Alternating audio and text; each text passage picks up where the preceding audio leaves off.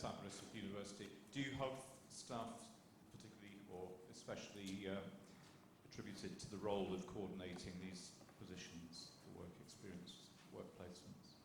Yes, we do. So we have a placements team which is dedicated to those activities in a very similar vein as Manchester.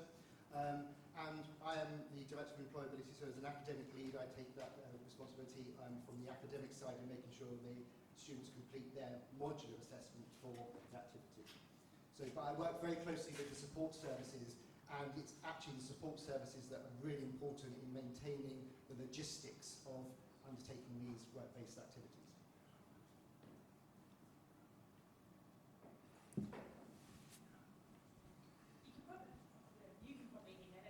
That's the rest can't now. Hi, so I have two questions. One's about the With Entrepreneurship programs. So the extra 20 credits, do the students take the module with students in the business school, or are they bespoke for biosciences? Yes, they are in with the business students. And is that going okay? Well, yes. I mean, no matter what degree you do, there's always like a wild card option, and we also have university common units that are taught. They're kind of each school puts a unit out that is for everyone, for anyone. So it's already the case that our students are used to being in with. I mean, we're the biggest undergraduate university in the country, and so it is very large. But you can be in with other students, and really that's what we want. So yes. Obviously, there may be some baseline knowledge. If you're doing nothing but business units, you may have a slight advantage over somebody that's only doing 20 credits. That's the case. But because these students have to be a slightly higher standard, as in they have to get 60% in average in first year, like I say, that tends to be not so much of a problem. Okay, am I allowed to take another question? Or is that Yes, please do, yeah. Okay, so the handover documents that the students make for future students going to their city, I think that sounds amazing. I just wondered if you would tell me just a little bit more about that. Like how, is it organised by you? Is it quite freestyle, what they hand over? And have you had any feedback from the new students about how that's gone? Yes, I mean, we have a standard form that is a running form.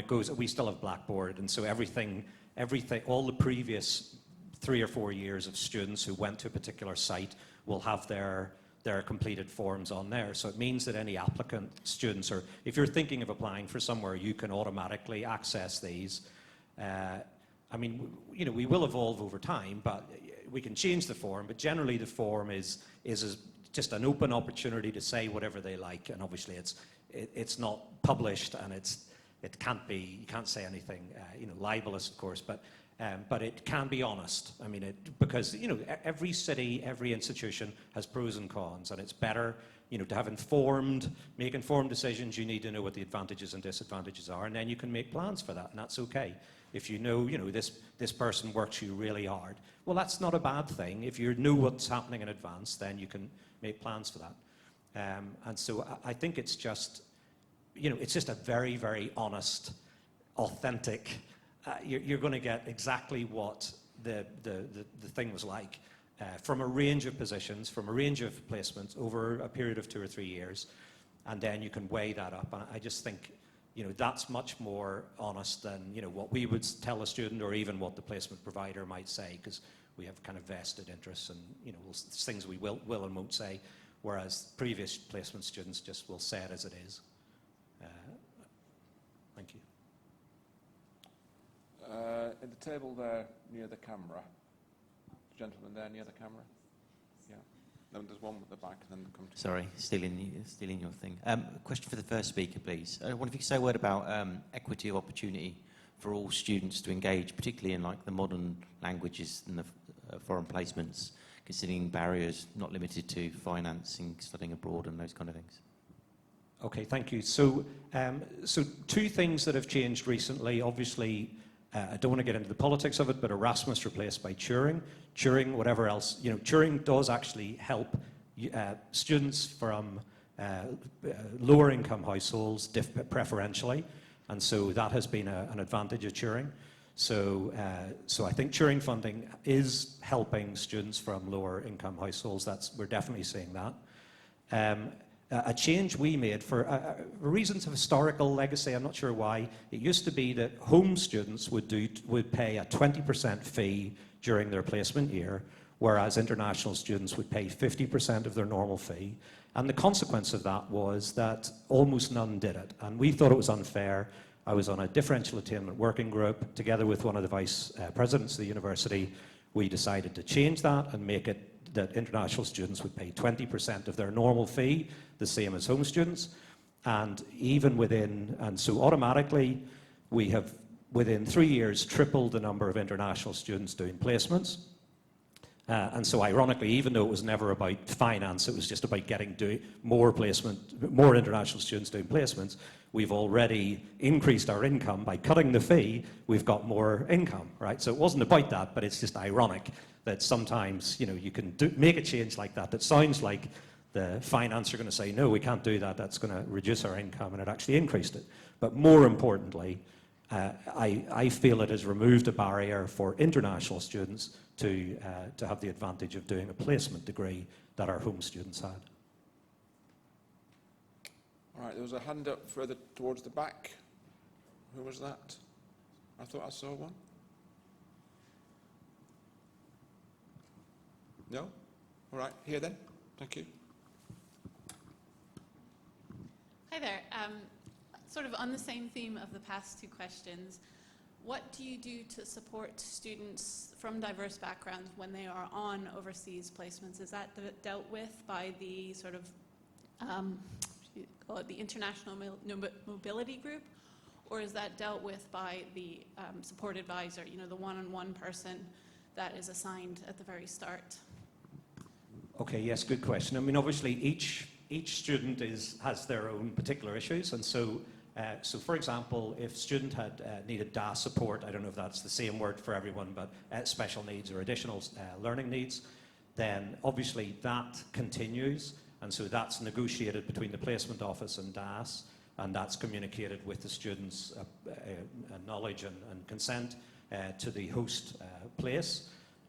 Obviously, there are some, we do give advice for students not to stretch their support networks if they do need support. So sometimes either closer to Manchester or closer to their home is beneficial for students with additional needs. But certainly we would never want to say, no, you can't do a placement. So we will always try and make whatever accommodations can be made to offer additional support. Usually it's just by communication. Obviously we do prepare, or I have to give a talk to students going out and saying, very occasionally you might go to a country where things are not precisely as they are here. And obviously just as long as they are prepared for that in advance, that's like, there's a limit to what we can insulate students from. But really the priority is just to make sure that there are no issues with the supervisor or in terms of getting the basic support from the institution. But actually, universities certainly, everywhere in the world generally tend to be switched on this topic. And actually, most businesses in Britain and most businesses are the same as well. So, but there are always problems occasionally, and we just try and deal with those as they appear. But generally speaking, it's by having the placement team, by sorting it in advance. Anything that the host needs to know, if they know in advance, then they can make accommodations as well. Thank you. I have a question for you, David, on the work-based learning. Over the years, there's been a lot of initiatives about trying to get students on various courses to experience work-based learning. And often what's held it back is just finding places for the students to go. You've got a very large cohort, so how do you manage this part of it? Okay, yeah, no, we do. You're absolutely right. I think with work-based learning, it doesn't have to be about they go into the workplace. You can bring the workplace into the university, and that's what we've decided to do. In central London, so for biomedical sciences, there's very few year-long placements in central London. Our cohort don't like to go outside the M25. And if you know where the M25 is, that's quite a large area with a large number of hospitals. However, we are limited by what we can offer. We've just, with the revalidation process, gone through and added the year-long placement to our other routes. So we are now seeing interest from those students. As that grows, we might find that more of a challenge. But we are very much in tune with our Employability Advisory Board, who are very active at coming into the university and bringing industry in to talk to the students on the inside. Yeah, okay, thank you. Wow, right at the very back, and then I've got another couple here. Yeah, at the back, thank you.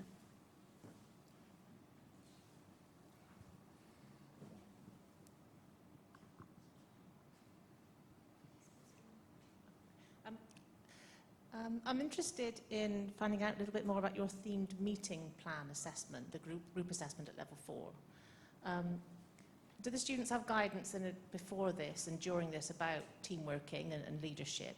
And are they allowed to select their groups? Do you have any sort of challenges with students who don't get on with each other and that kind of thing? Okay, thank you, good question. So as I said, this is the first run this academic year of doing this particular module. We did allow students to self-select their team members, but what we did was that they are split into smaller tutorial groups. So the 700 are split into sort of 20 or 30, of which then they would then choose their select groups. Typically what happens is that those sat next to them in particular rows just form a group. It's just natural. We have in the past on other modules found that, that there are some students who get disgruntled when there's members of the group not pulling their weight and doing their activities. However, this year, actually, we found that wasn't such an issue, which was quite surprising. There were very few complaints about actually doing this work. In terms of preparing the students for that activity, yes, we provide them with, again, industry experts that come in to talk about working in groups, understanding that it's not just about working with your friends, it's about being in a situation where you work, as we all do, with colleagues, some that we like, some that we don't like. And it's part of that process of being part of an active community. So, in general, they've been very good. Whether the cohort grows next year and we have a bigger cohort and it's quite difficult to deal with, we'll see how it goes. Okay, this table here. Thanks, Hannah. Hi, I've got a question for David. Sort of from a logistic point of view, the 50 hours for level 4 and the 22 hours at level 5, are they embedded in modules or is that on top of No, what they do? we've embedded it into the teaching process. So certainly at level 4. At level 5, it's more flexible. Okay, so students can record hours for activities they do outside. So we've front-loaded our assessment and teaching activities in level 4 with the view that they can then do the rest of it at level 5 and they can build on that. So it gives them the taster to do the work, the Westminster Employability Award, and by doing the work at level 4 they get the bronze. Okay, if they want to then do extra at level 4 or level 5, they can move on to the other groups accordingly. So it's up to the students to take the realm themselves and move on. So the work-based learning element at level 5, they would then feed into building up their employability portfolios, Yeah, things absolutely. like that? Yeah. Okay, thank you. And I think there was a question. Yeah. I had a question for both Donald and David. I'll start with David because it follows on from that question. So as the award progresses, it becomes more on the student to do it. It's not compulsory anymore. What is the sort of uptake from students and how do you encourage them to actually participate? Okay, again, a very good question. Because this is the first run where we've done the embedding at level 4, we don't know what the uptake's going to be at level 5. That will be this cohort coming in September, so it'd be good to see what the information is like. But anecdotally, from the courses, life sciences across the college actually does slightly better in student uptake on the WEA, irrespective of whether they're doing it as part of the embedded process or not. And I think that's because we just naturally have, as a teaching team, have promoted this quite heavily. The other school that does actually do quite well is law, and again, they're both practice-based activity courses that are mainly driving that. So the BMS, for life sciences and the law courses. And I think that's the other issue, is the fact that we're bringing in the expertise from those industries to actually promote these activities as well.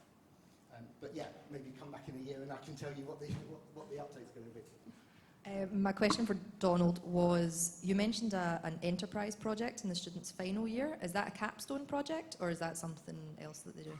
In terms of capstone, we would call it our honours project. Yes, so it's an alternative. I mean, obviously the majority of final year projects tend to be lab projects, but we have a variety of others, and enterprise are just one of the options. And so it's the only one where we have people, academics from other schools, assist. So it's specifically the business school assist us with it. So some, obviously it's available for the with entrepreneurship students, but actually even for the 3-year BSc, or even just for the regular placement students, it's an option for them as well. So it's just an opportunity to expose them to, getting operating funds, just the jargon of startups and products. So what is it they do as part of that project? Like, what's the brief? Well, so as I said, they get together, they all have positions in the company. They set up a company, it's notional, but they set up a company, and somebody's financial officer, somebody's CEO, and so on, and they agree an authentic product. So obviously, it's not a physical, it's not a real thing, but it has to be a product that could literally exist. And so other than it being literally imagined, it is completely authentic, and they justify it, and they don't make up data, but they explain the mechanism by which this really could work in theory. And so then they put a business plan together for getting funding to develop this product. So in reality, you just take all of those skills in the real world, but using a real thing. And then that's what you would do in the real world. And it's really just to introduce bioscience students to, like I say, the jargon and the systems, the structures, the financing of how you would take an idea from a lab and turn it into a real product or resource. So for your students, it would be a biology product that they're trying to... Something biomedical, yes, along those lines, yes. Okay. A related question. So you've got your students popping into a business module taught by the business staff. Is this across the institution? So are there students from other programs, physics or whatever it might be, engineering, going into these same modules as well? Or is it a thing that's the biologists that you're doing? I can't speak for every program in the university. It's not generally done, so we tend to do it. But occasionally we do have interactions with some other schools. Like I say, there's a little grouping of units that are specifically run for everybody that's not in your own school, and so it's like a common pool. And it can be, we have sign language units, and we have, just history of, like what would an alien look like units. And so it's things that you bring together. You're trying to engage people from a completely different program in your area and get them to think beyond their own area. So it's like a wild card unit. But specifically business, I think it's disproportionately bioscience. But I can see opportunities for other, physics would be a great example. Yeah. Engineering, of course, would be a great example. Sure. Right, we have time for one more question, if there is one. Okay, thank you.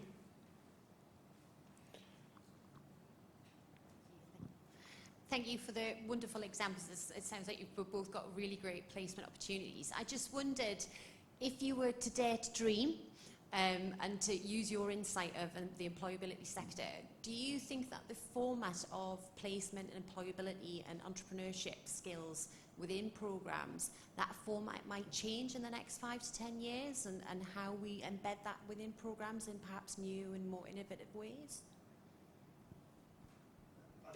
We can both answer that. I think from a pan-discipline life science perspective, the majority of our students are on the biomed route, and the notion that they think they're going to be biomedical scientists working in a diagnostic laboratory, for the rest of their life is something that we need to sort of dispel. And in doing so, we're making sure that we're opening their eyes to the opportunities of other life science activities they can do in their career pathway. So non-linear careers, bringing in alumni that have done the biomedical sciences route but have moved on to other aspects. I think there's a huge opportunity with big data, coding. There's huge opportunities for computer technology and that sort of stuff coming into the realms of life sciences, and this is where we need to probably aim the sort of activities for, because our EAB, our Employability Advisory Board, is telling us what the gaps are in the market in the future. So we're listening to them, we're responding to that, we're designing new courses in relation to what they say we need to make as a graduate, and then those graduates will then hopefully then work in those particular industries in the future. Yeah, I agree. I would add to that. In my generation, you might get a job in a big drug company and you had one skill and you did that for 40 years and then you retired. Whereas the big drug company, big pharma still exists, of course, that's great, but SMEs and biotech are a lot more, are growing substantially. The majority of graduate entry-level jobs are in companies that most graduates won't have heard of and need to be exposed to, and they need to be multi-skilled. So it's much more likely if you're in a small company, as well as knowing the bioscience bit, you might have to do the accounts, or you might have to do payroll, or you might have to do a bit of marketing. So actually preparing students for the possibility that not only are they going to wear a lab coat and do a bit of pipetting, that there's something else they need to do, we need to prepare them for that. So like a microcosm example would be AstraZeneca. Used to have a big site in northwest of England. They split and went to Sweden and Cambridge. But the site itself still exists, and it's just full of SMEs now. And so it's more like a little colony of companies that all assist each other and subcontract work out to each other. And they're all, it's like a network, and it's just a new way of living, and that's what our students are now. That's the culture that they will be graduating out into, and we need to just multi-skill them rather than single-skill them.